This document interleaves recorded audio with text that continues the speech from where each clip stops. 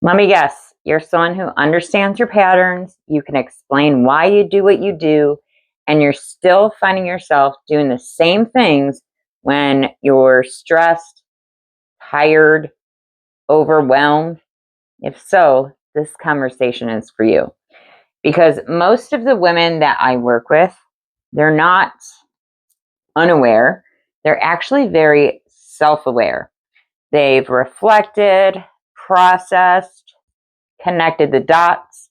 Maybe they've even done coaching or therapy. And yet, when things get uncomfortable, they still revert. If understanding your patterns was enough to change them, this would already be done. All right. And the fact that it's not does not mean that you're failing or that you're broken. If we haven't met yet, hi, I'm Alicia. I help women with trichotillomania who are exhausted from fighting themselves rebuild trust with their body and actually interrupt the patterns that keep them stuck. I'm not here for sympathy that feels good but doesn't change anything, okay?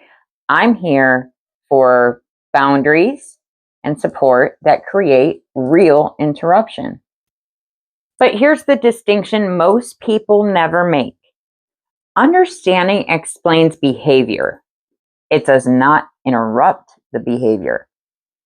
You can understand exactly why you do something and still do it again the moment stress hits or something feels uncomfortable. Awareness gives context.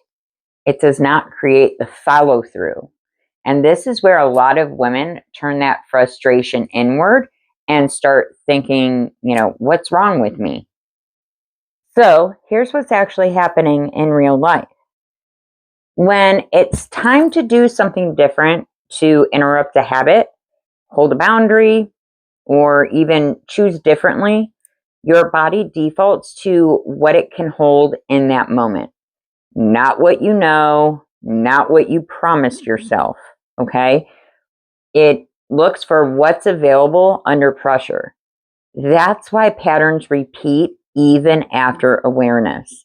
Because awareness, it doesn't expand capacity. Capacity is what interruption requires. This is where sympathy gets confused with support a lot. Sympathy says, of course you did that. It makes total sense. And legit, sometimes it does. But here's the thing about sympathy. Sympathy alone doesn't interrupt anything. It doesn't hold you steady when things feel uncomfortable, and it doesn't help you stay with a different choice. Now, boundaries are not punishment, okay? Boundaries are a form of self-respect. They're saying, I'm not abandoning myself just because something feels hard. And there is a real cost to staying in understanding without interruption. You start doubting yourself. You start thinking you're inconsistent or even weak. But the issue isn't that you can't change. It's that you're trying to interrupt patterns without enough support to stay with that interruption. Okay. And that's not a personal failure. That's a support issue. Real change happens when you have support that holds you steady enough to stay with a different choice. Not hype, not pep talks, actual support. Okay? Support that doesn't disappear when things get uncomfortable. When the standard of support rises, interruption becomes possible. Not because you suddenly became stronger, but because you weren't asking yourself to do everything alone. So if you've been stuck in the loop of understanding but not interrupting, it might not be because you need another epiphany or realization. It might be because you need a different level of support, like internal support. It's not about fixing you. It's about giving your body more capacity to stay present and steady when it truly matters.